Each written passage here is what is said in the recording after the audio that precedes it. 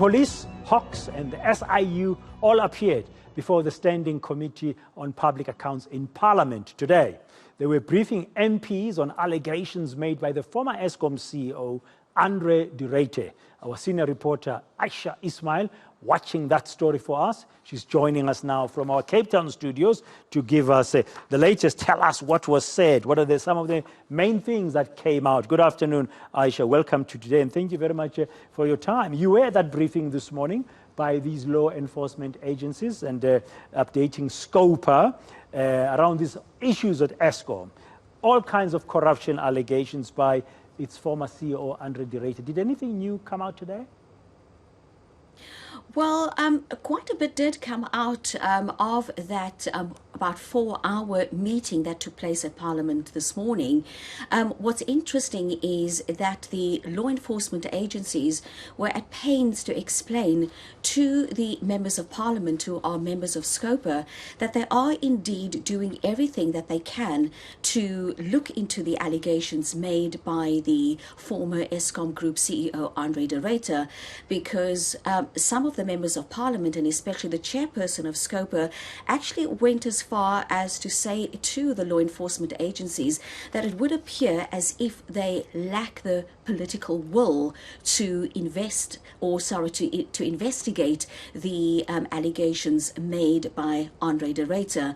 Now, some of the things that did come out is that while de Ruyter did speak to the National Police Commissioner, Fane Masemola, he did not divulge the names of the senior politician or politicians who are alleged to be involved in corrupt activities or crime at the state-owned entity. But this is what Fane Masemola had to say to the Scopa this morning.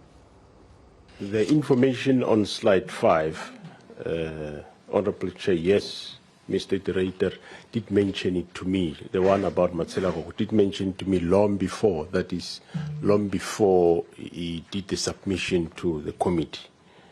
And also, as I said, matters around crime within the environment of power stations, we discussed that, but matters relating to specifically information around cartels and so on, that wasn't mentioned. But as I said, I delegated the brigadier to go see him. He came back, and he already went to DPCI and ID to share that information with them. That wasn't shared with me, but he shared with them. But I don't have the details of everything the brigadier shared with DPCI and ID. Now, the co-chair of the Net Joints Committee on Energy and Safety, Energy Safety and Security, was also there today, Ayesha. What did he say about these syndicates that are operating, the coal syndicate that are operating at Eskom? So what Peter Jacobs told the committee was that even before Andre de Ruyter made these allegations, SAPS had already been investigating criminal activities at Eskom. Peter Jacobs says that they did come across syndicates, cartels. A number of arrests had been made. They also seized items to the value of more than 26 million rand. And so he's saying that it's not as a result of Andre de Ruyter's revelations. They have been doing this a long time ago already. Of course, questions also were asked about, and let me just repeat this again. Peter Jacobs did say that he can see that they are making a dent in terms of the criminal activity at Eskom.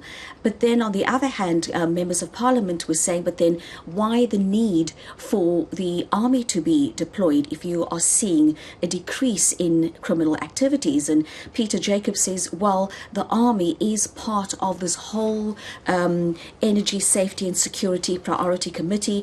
They're also part of this multidisciplinary team that was set up to look into the criminal activities taking place that were taking place at Eskom. But this is what Peter Jacobs had to say. Maybe just to add to the point that in the course of our work we have uncovered not just in terms of these words of cartels, but there are criminal syndicates operating in the coal supply line. That we found that there were coal diverted that was en route to Eskom, diverted, dumped at coal yard, picked up.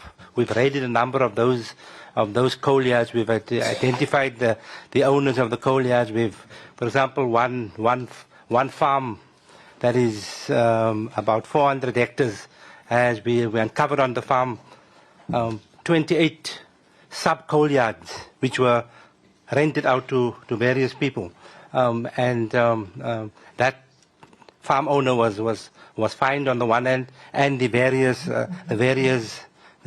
coal yard operators were also fined, and we're looking at their criminal operation as one.